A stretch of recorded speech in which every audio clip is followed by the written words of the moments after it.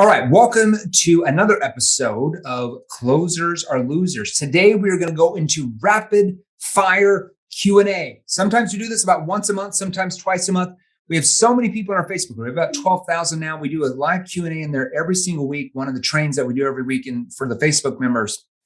And sometimes we get like 50 to 70 questions on a Q&A. And I've only got about 40 minutes. I can't answer 70 questions in 40 minutes. So sometimes we're going to take some of those questions we couldn't get to that we feel are good questions that are relevant, that are going to help you sell more. And we're going to have either Marco Cortesi, this is Marco, is our Chief Revenue Officer. He's over all of our marketing, all of our sales systems, our strategy. He's over everything to make sure revenue is coming into the company from tons of different areas. If you don't know Marco, you should know Marco. Marco was a client 2.5 years ago. Was already doing well, made multiple six figures a year as a salesperson, but we taught him more advanced skills in EPQ. And in 2020, folks, write this down. I don't know exactly what it was, but it was a little bit over $1 million in commissions. Was it like $1 million and 1,300? What was the exact number? Everybody has. No, it was close to, it was 1,097. Something okay, around so almost 1.1 million. All right, you almost got it there. All right, so look, folks, he knows what he's talking about. He made over almost 1.1 million in commissions in 2020 just as a salesperson. And so the start of 2021 in January, I'm like, hey, we got to get this guy in here to run things on the sales side. So we brought him in as our vice president of sales. And then about 5 months ago, we're like, hey, we need him over our strategy as well. And we made him the chief revenue officer. So you don't need me. I'm just the boring guy, the chairman of the company who came up with all this NEPQ stuff. All right. So let's go with one of these questions. Marco.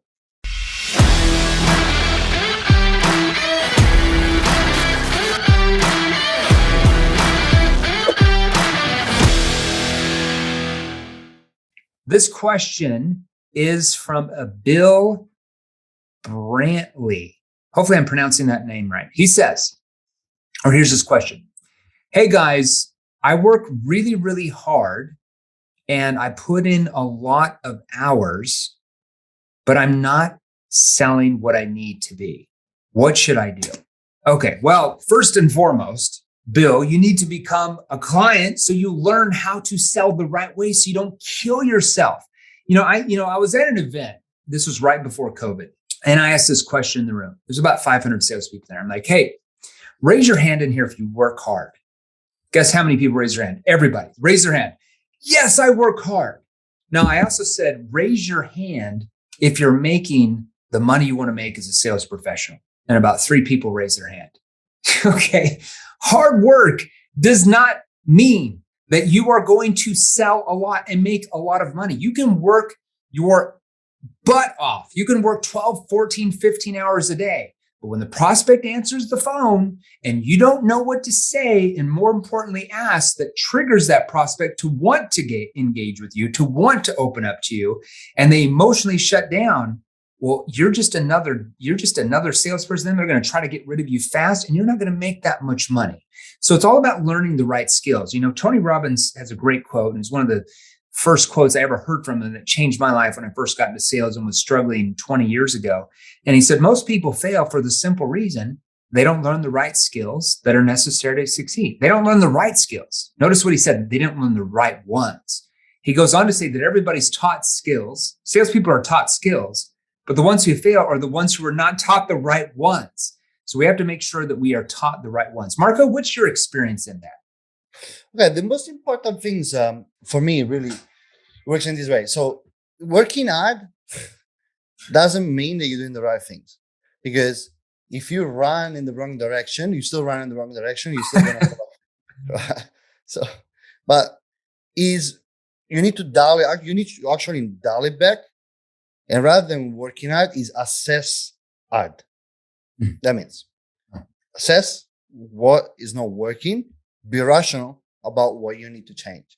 Yeah. If what you have, you feel that is not working, change it until it works, and then work hard. Because you never scale a business you can't scale. Yeah. What you really need to do is work harder on your skill level than just calling leads or knocking on doors when you don't know the right questions to ask that trigger that engagement that causes the prospect to become open to you, removes the sales pressure, puts them at ease.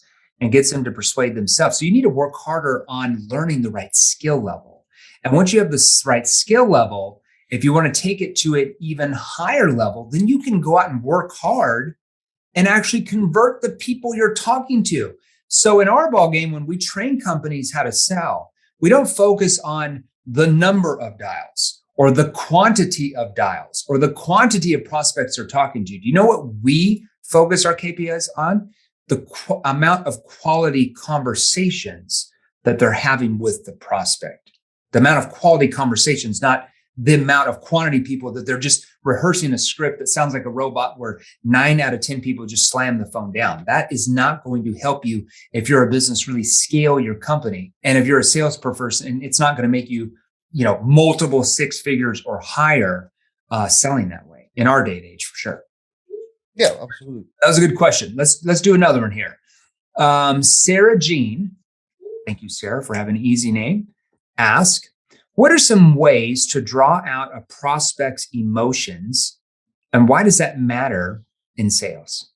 Marco, you want to start off with that? What are some ways to draw out a prospect's emotions? Why does that matter? Okay, why is that matter? Is because do you really feel that people buy things for no reason? That's a question that I'm asking you. If you comment, if you buy an headphone, either if it's the most expensive headphone or you already have one, is because you want to be the coolest guy on the street, right? You're solving an emotional need. Exactly right. There is always a direction to it. Yeah. So that's why it's important. The way how you pull emotion, and that I tell you from my experience, probing is probably one of the most important tool into a sales call, because you can ask him, you can always ask another person, what do you mean? What's causing this to happen? What's causing you to possibly change that? Hey, John, you said something a minute ago. Walk me through what you meant by that you're having a challenge in that area. Walk me through what you meant by that. See, that's an expanded probing question that Marco just said there. And so they start to walk through that and they start feeling more pain. Keep going, Marco. You're on an important subject. Yeah. So there is that side, right, of when you pull pain out of a person towards probing, and after is taking away the emotion from them, which is the consequence question. Yeah. Which is what if you don't do anything about this? Yeah. Or B2B space has a different kind of questions, which we teach. What are the possible ramifications if your company doesn't do anything about solving this problem, though? It'd be more of a B2B consequence question, right? Yeah. So what do you think, Jeremy? Well, I agree with you. It's all about learning the sales process to set that up. Okay. So it's not about just asking surface level questions. Here's what I always tell to salespeople when we're on, webinar classes or Zoom trainings or virtual trainings or even in-person trainings. We even go over this in our virtual training platforms. Is good sales, average salespeople. So just anybody can really find out the prospect's problems. It doesn't really take that many questions or the right know-how to find out what the prospect problem actually is. Okay, the average salespeople can do that. Now, really good salespeople are able to not only do that, but they're also able to help the prospect see and view the root cause of the problem, like what's caused the problem to happen. So they're able to ask the right questions and go deep enough in the conversation with clarifying NEPQ, clarifying and probing questions to help the prospect see what's causing the problem, because that's a step ahead. Now, the greatest of all salespeople like Marco, that, when he was in sales, made over 7 figures a year, are able to do both of those things, but they're also able to help the prospect feel emotionally how the problem is affecting them personally. Now, that is when the prospect, no matter if you're in a B2B complex sound environment or a B2C space, business to consumer, that's when the prospect emotionally attaches to the problem. What I mean by emotionally attached to the problem, they emotionally attach to it where it becomes a priority for them. Okay. So you don't get objections like, we don't have the money. You know what they do? They move the money that already exists that they're using to pay for something else, and they move it over to what you're offering, because now what you're offering, this problem or these problems that you've helped them see they have, not by telling them. That goes in one ear or the other. But by asking the right questions that allows them to feel and see what the problems are doing to them. So they're going to move that money over to you, because now this problem that they've emotionally attached to is the priority in their life. It's the most important thing in their life, and they want to get rid of that pain. They want to move on to something better. So it's not about a lack of time. We don't have time to go through this. We don't have the money. It's just you don't have the sales skills yet. You haven't learned them yet to get them to feel that it is a priority to spend the time on what you're offering, that it is a priority to move the money from something they're already spending on it onto what you're offering. That's when you get really good at sales. And that's when you have to learn those type of sales skills, which, by the way, our clients have learned. That's why they crush it. So to go back to that question, you have to draw out their emotion by asking clarifying and probing questions and going under the surface. It's like a big iceberg. Most salespeople just ask surface level questions, so they see this much of the iceberg. The greatest of all salespeople, like our clients, are able to go way below the surface. So they see everything that's going on, and they help the prospect not only see that, but feel the pain. And when they're able to help them feel the pain, it creates a massive gap from where they are right now compared to where they want to be. And they emotionally attach to solving that problem. Make sense? Mm-hmm. Well, hell, you already know all this. I'm speaking, so I'm preaching to the choir here. But to answer your question, Sarah, that's why it's important to bring out their emotion, because human behavior shows, behavioral science shows that people buy 100% on emotion. They don't buy on logic. Nobody buys on logic. Yeah. It feels right. They might justify logic. They don't make the buying decision. They make the buying decision on emotion. Okay, man, there's some really good questions here. I'm just going through here. Okay. Shakir. I want to say Shakir Hussein. I don't know if I'm pronouncing that right. That's a cool name though. My mom named me Jeremy, just a boring name. He says, why do so many salespeople get the price objection? And what do you do if you get the price objection? Well, you want to start, or do you want me to start on this? No, you start, because I don't understand the entire question. So he's saying, why do so many? So he's asking, why do so many salespeople get the price objection? And when you get it, what do you do? That's basically. I'm going to translate it down. He had a bunch of fluff there, but I think that's what he's asking. It would help if we knew what he was selling, but that's okay. We'll just give a generic answer there. The reason why you get a price objection, for the most part, is because you have to put yourself in the buyer's shoes. Okay. You are promising something to them that they have to wait and pay to see if you can actually do. They don't know that you can get them the result until you pay them. Even though you might have a lot of testimonials, you got hundreds of testimonials, thousands of testimonials, whatever. You're promising them a better future, but they have to take your word for it and pay for it before they see that. So that's why the prospect feels that way. Now, a lot of it is because most salespeople have been taught how to ask a few consultative questions, like, what's the biggest problem you have, John? Or what keeps you awake at night, Sally? Or, what are you looking for in a solution? Or what type of budget do you have set aside for this? And they just stay surface level. And so because they stay surface level, like we were talking about, the salesperson's never getting them out of that surface level mentality. They just surface level. There's no emotion. They don't buy into wanting to solve a problem. The gap's not big enough. It's like, here's the problem. They create a little bit of gap. So that looks really expensive. So what that triggers is that it triggers the prospect to start thinking price-based thinking or cost-based thinking rather than results-based thinking. Okay, so that's why it's triggered. Now, when you do get let's say you still get, because you can eliminate that objection probably 70% of the time once you learn APQ, but let's say for the 30% of people, you're still going to get that objection. Okay, you come back and says, well, this sounds really good, but I just don't have the money for it. Now, what do most salespeople do when they hear that? They go into rebuttal mode and go, well, I thought you said, and they start arguing and they say, and it's almost like they're manipulating them, trying to get them the money. Okay, you don't want to do that because you're going to make a few sales doing that, but most people are not going to go for that. You're going to lose tons of sales doing that. So you never want to argue with them. You just want to agree with them. So yeah, that's not a problem. When you say you don't have the money, what do you mean by that? Because you want to find out what they mean. Maybe they said that because they won't have the money for a week. Maybe they said that because they really don't have any money. Maybe they said that because they're still looking around. Maybe they said, there could be 20 different reasons what they mean by I don't have the money. So I'm just going to say, yeah, that's not a problem. Now, when you say you don't have the money, what do you mean exactly? Just so I understand. Well, Jeremy, it's not like I don't have the money. I mean, I do have the money, but, and sometimes they'll just say that and they'll have a concern. Okay.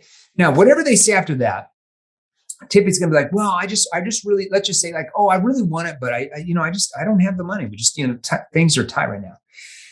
Yeah, not a problem. And I can appreciate that money might be, an issue from what you said. Tell me, if you did have the funding, is this something that would work for you? Now, depending on what you sell, it might be funds or money, but let's just say funding in this example. So if you did have the funding, is this something that would work for you? Yeah, it would work for me, but I still don't have the money. Yeah, I know. Money aside, though, why do you feel like it would? What did I just do? I acknowledge they said that. Yeah, I would, but I just don't have the money. Oh, yeah, I understand. But money aside, why do you feel like it would, though? Well, I feel like it would be for me because of X and Y and Z. Now, why do I want to ask that and have them tell me why they feel like it's what they're looking for? Because then they start to tell themselves why it's important. There's more emotion attached to the need of solving that. And then I'm simply going to say, yeah, and I can appreciate that money might be an issue. How do you think, I guess you can resolve that so you can find the funding so that you can, and I repeat back what they said they wanted. Let's say, for example, you sell, what's coming off the top of my mind? Let's say real estate training. I was just working on one of those scripts earlier. You sell training to people who want to learn how to invest in real estate, as an example. We train a lot of companies in that space too. So I might say, so tell me if you, did have the funding, is this something to refer? Yeah, it would. Why do you feel like it would though? Why do you feel like it would though? Well, because of this, because of that. Okay, and I can appreciate that money might be an issue. How do you think you can resolve that? Where you can find the funding so you can start your own business in real estate and be able to get out of your job, if that's what they said they wanted. Notice how I'm associating them getting the funding with what? Getting what they said they want. If they can get the funding, they get what they want. If they can't get the funding, they don't get what they want. That trains them to start thinking results-based thinking over price-based thinking. Now, if they a lot of times they'll be like, well, I guess I could get it from here, and I do have a credit card. If they still can't come up with ways, just say, well, what other avenues do you have to find the funding so that you can, and then I repeat back the second thing. So what avenues do you have to find the funding so that you can get into real estate and start having more time with your kids? If that's what they said they also wanted, to get into real estate so they had more time. If they still can't come up with ways, I would simply say, can I make a suggestion to you? Sure. Well, what I can do is I can kind of show you what our other clients do to get the funding if they don't have the money themselves. And you'll have to see if you have some of these same avenues if you're wanting to get the training so that you can get into real estate full time. Would that help you? Notice I'm doing what?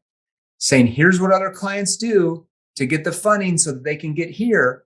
And if you can get the funding, you'll get this. But if you can't get the funding, you don't get this. That's how you do that. And then you go over different ways that people get the funding. And then you say, would that help you? Or you can say, what are those avenues do you have to get the funding? That's what I do for sure. That's what we train a lot of companies. Marco, your thoughts? So the most important things when you assess price objection, true big equation, that's more human behavior and psychology, is like there is a logistical part of it.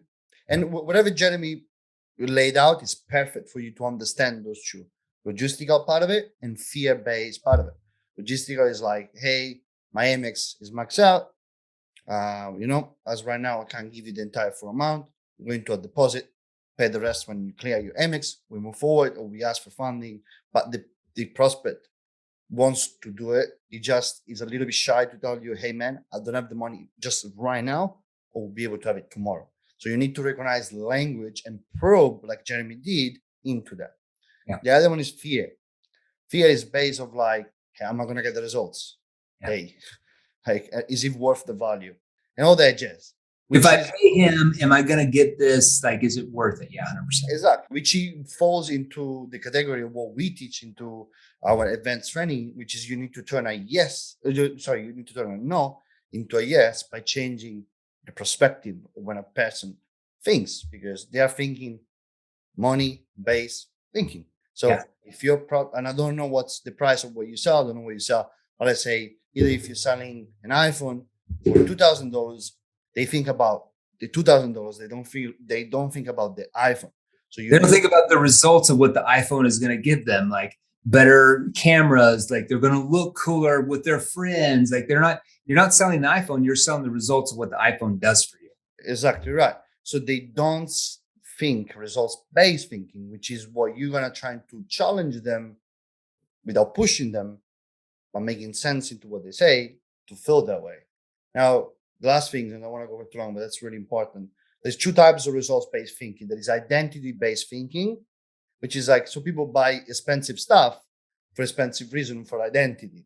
Yeah. Well, it's true. I want to make a comment on that. One of our clients, I was just on a Q&A, like a group Q&A, small group Q&A with some of our advanced clients, and he's a jet broker. So clients, former clients or prospects call to try to book chartered flights through him. Now he's got a lot of competitors, right? But that's more of an identity type of sale that's solving an emotional need, because a chartered plane or a private jet doesn't necessarily solve a problem of going from Boston to Phoenix or from Sydney to Melbourne. You could just get on a regular plane and sit in coach to do the same thing. Just like an exotic car like a Lamborghini doesn't really solve a logistical thing of going to the restaurant back home. You could drive a cheap Honda to do that. But it's all about identity with that type of sale, right? Identity way of thinking. It solves an emotional need. Keep going. That's good. Yeah. The other side of that equation is the need, right? Someone needs to get away from something that right now doesn't want to. The results is imminent. Like, I want to get to 10K a month, or when I get to 20K a month, right? That's a need. That's why you need to move the needle in. Yeah, 100%. That's a really good way to look at that. All right, let's go to the next question. This is by Sally. Man, I'm going to butcher her last name. Sally Kawasaki. Sally Kawasaki. Must be Polish? No, because I think, my wife is from Poland. Ski is for men at the end, and ska is for women. So I think I'm pronouncing that wrong. Anyways, Sally, back to your question before I butchered your name. All right, this is a good one. Marco, are you ready for this? Yep. Is it a good idea to start a sales call with an upfront contract? Is it a good idea to start a sales call with an upfront contract? What are your thoughts, Marco? That's a terrible idea. That's a terrible idea. It depends on what type of contract, but yeah, how you work. Right. So and if you, I don't know what you said, right? But I think once we had an amazing guy, which is called Ozzy. He used to sell window, home extension, I think it was, right? Yeah. So think about doing that space, coming with a contract about something that you don't know if they need it. You don't know how big they need it. You don't know what the material you need to use. That's why you look like you look like someone begging for something if you do so, because you have no info about what are the needs on the other side of something that you offer. Yeah, I know where you're going with this. I think I know this person, what they sell, and I think what they're asking, because I think this person does, because they've asked questions in the group before. I don't think they're one of our clients. That's why they're asking this question. They would have known all this if they'd gone through the training portal. But I believe she sells some type of coaching program. So they're on like booked calls, like they book on the calendar. And what they do, what they've been taught by their boss, is they need to do an upfront contract when they get on there. Now, it's something like this. I could be butchering it, but it's something to the point. It kind of sounds like this, where after like a few presences, they're like, okay, so let's go ahead and jump in the call. Now, the purpose of the call is to make sure that you're a good fit for, the program, and that, you're a good fit for us. So they kind of posture them. And at the end of the call, there's really no, it's either really, yes, this fits into what I'm looking for, or no, it doesn't. There's no, I want to think it over. There's no maybes. Can we agree on that? So they call that an upfront contract. So by the end of the call, they can't say, I want to think it over. They either say yes or they say no. Like an agenda type of like an agenda contract. So they call that an upfront contract. So in my mind, you can't say it like that, but it's good to say it more like what I'm about to give you. And Marco, I'll have you call him, because you don't want to say like at the end of the call, it's either yes or no. There's no maybes. There's no, I want to think it over. Can we agree on that? Because you automatically do what? You trigger sales resistance. The prospect, from the moment you said that, 90% of your prospects are emotionally going to shut down. And even if you're asking the greatest questions of all time, they're never going to go deeper than surface level, because they know here at the end comes the close. And they either have to say yes or they have to say no. It's like they're pushed into it. Okay. Now I know that it's actually a better way to sell than doing nothing, but it triggers so much sales resistance. There's a much better way to do this. So I might, get on there, go through like my first connecting question, and then I say something like this. Okay. And it depends on what you sell. Let's say that we sell coaching Let's say we sell coaching program, like I know this person does with what they sell. So I'll just give them that example. So I would say, John, the first part of this call is really more for us to find out more about kind of your background as far as kind of what you've done in the past, and then I would say, really what you're looking for. To see if we can actually help you, because there's some people where there's just not much we can do for them. You know what I mean by that? See, that's what we call a pre-frame that takes the sales pressure out of that call. So really the purpose of this call, I would say, is really more for us. Notice I say us, not me. Selling is collaborative. More for us to find out more about you as far as kind of what you've done in the past to really scale your coaching business. Let's say if that's what you sold, and really what you're looking for now to see if we can actually help you. Because there's some people, there's just not much we can do for them. You know what I mean by that? Now, why do I do that? Because it immediately relieves the sales pressure. It opens the prospect up when you admit there's some people, there's just not much you can do for them. Now, you can't say that at the end like that, because there's just some people where there's just not much you can do for them. You know what I mean by that? And they're like, oh yeah, I know what you mean by that. Meaning that you can't lead a horse to water if they're not willing to drink, right? That's what you mean. You're not saying that, but you're implying that we can't help everybody if people aren't willing to do anything, type of thing, okay? So when you do that, when you say that what I did there, it immediately removes the sales pressure and the prospect is at ease. And when your prospect's at ease, do you think they're more willing to engage? Do you think they become more open to going deeper with your questions? You bet they are, because they don't feel like they're going to be hard pressured at the end. Now, by the time you get them to the end, you've got them to persuade themselves and emotionally attached to their need to solve the problem, and they want to buy now, not later. Your thoughts on that, Marco? Okay, so I'm going to be a little bit more of the psychological side. I really open up my call, which is like, hey, how are you? How can I help? That's the main one, all right? I wouldn't say anything, because there's something that I study when I study a little bit of psychology. And if you guys watching this amazing book, which is called Psychology from Ralph Rebel, right? He explains you this, that every question into a process has to be reliable. Now, the equation of being reliable is the emotion that someone feels on the other side. Now, if you're boxing someone into not being themselves, the question that you're going to get are not going to be reliable. Yeah, because they're emotionally shut down. Exactly right. Because they're going to be afraid of the outcome of what they're going to be saying is going to corner them into something. Yeah. See how this doesn't make sense by any meaning for the job that we do. That's why you rather being open as much as you can, probe until you get to the point, and after lead from there. Yeah, it's all about, if you're being trained by sales trainers that say you need to follow the ABCs of closing, always be closing, you are literally losing sales that you should be making. ABCs of closing have been around like 100 billion years. The consumer is completely different in our day and age. They're not going to be pressured and pushed because they don't have many choices to choose the exact product or service that you sell. 20 years ago, they didn't have the power of the internet, social media. They didn't have all these choices.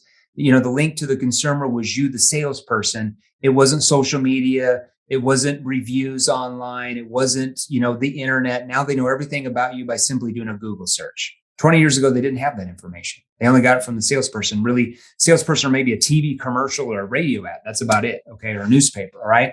So because they have that power, you have to advance your salespeople's skills. We live in a new age now. Okay. So when we're talking about setting the agenda, it has to be an agenda where they feel like this person is here to see if they can help me, not this person is here to close me.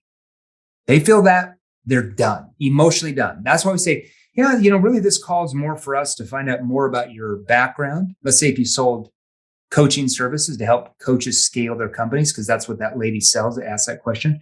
This call is really more for us to find out more about your background. I would say as far as what you've done in the past, as far as scaling your business. and what you're looking for now to see if we can actually help you. Because there's some companies where there's just not much we can do for them. You know what I mean by that?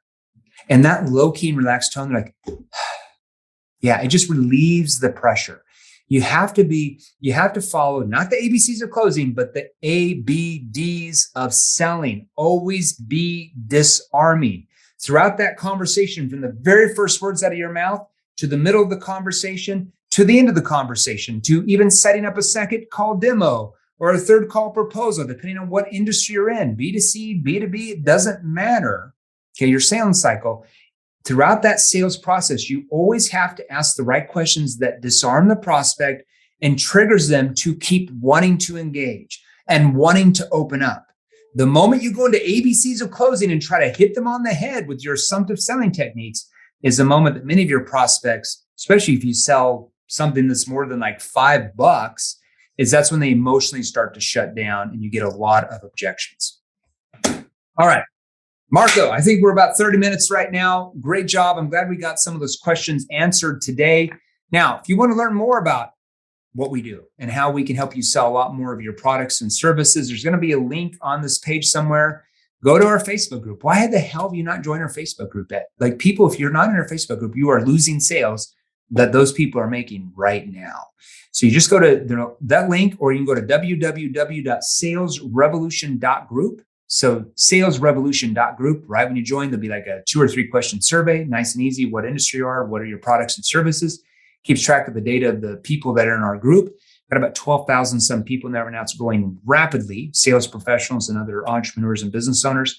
And right when you join, look for a tag from us, and we're going to tag you and give you a free training on some of the questions that we just went over, like the NEPQ process, like connecting questions, all the way to consequence questions, to commitment questions to get the prospect to close themselves. And if you're even nice, you might even tag you a free training on how to prevent objections from even happening. It's called objection prevention. So look for that tag right when you join the Facebook group, salesrevolution.group. It'll either come from me, the chairman, our CEO, Matt Ryder, or Marco Cortesi, our chief revenue officer. And with that, Marco, be safe out there in Australia. I heard they're going to let you guys out of the house now out there. So you can go down to our Sydney office soon, and we'll see you soon here in the Arizona office. Can't wait to have you over here. Yep. Can't wait to come. All right. And by the way, wait a second. For everybody, during the weekend, 2 hours, message me in my DMs. More than happy to help you out with anything towards sales. I love it. All right. You're the man. Hey guys, if you enjoyed these, here's another you can watch right over here. Join our free Sales Revolution group. Click the link below, join us, and we're going to help you. Thanks for watching. We'll see you real soon.